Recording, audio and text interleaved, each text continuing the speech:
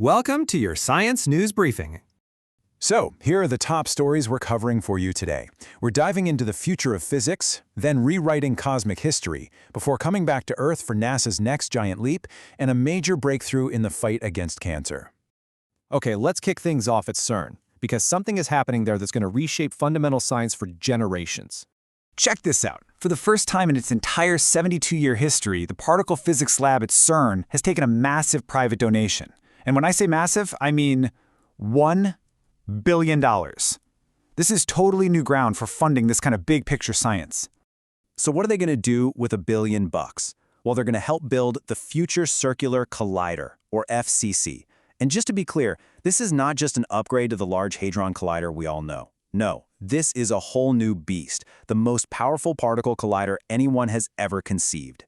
And you know, the timeline here is just mind-boggling. This is a project that will literally span decades.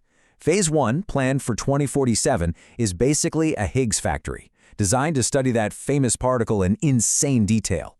But then, get this, in 2073, they fire up the Discovery machine to hunt for particles we haven't even theorized about yet.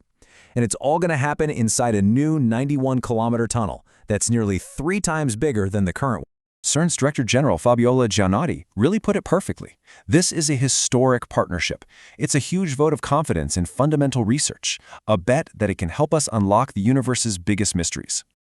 And speaking of the universe's mysteries, let's turn our attention outwards. Because yep, the James Webb Space Telescope is at it again, forcing us to question what we thought we knew about how the universe grew up. So, for the longest time, the going theory was that the very first galaxies were, well, a total mess. Just chaotic, disorganized blobs of stars that took billions of years to chill out and form the nice, orderly spiral shapes we see all around us today.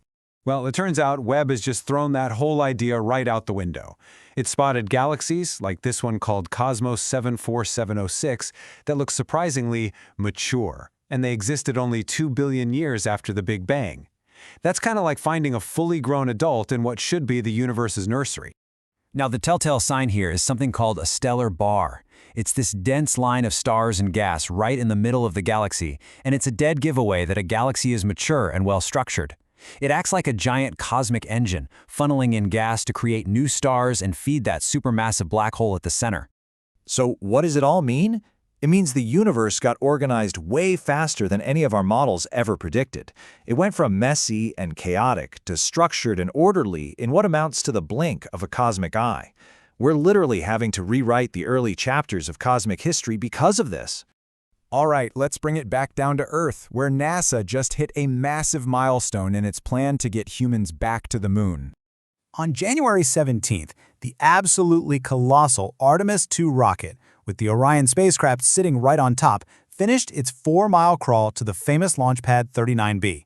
I mean, this is the most powerful rocket NASA has ever built, and it's now sitting on the very same pad that sent the Apollo astronauts to the moon.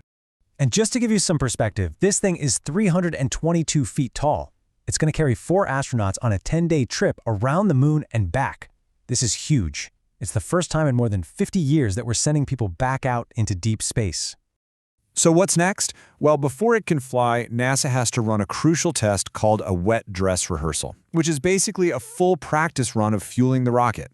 That's scheduled for early February, and if it all checks out, the launch window could open as early as February 6th. And finally, we turn to some really promising news in the medical world. A major clinical trial has just delivered some incredible results for patients battling a very tough form of blood cancer. The breakthrough comes from a really clever new type of drug called a bispecific antibody. You can think of it like a bridge, or maybe even a matchmaker.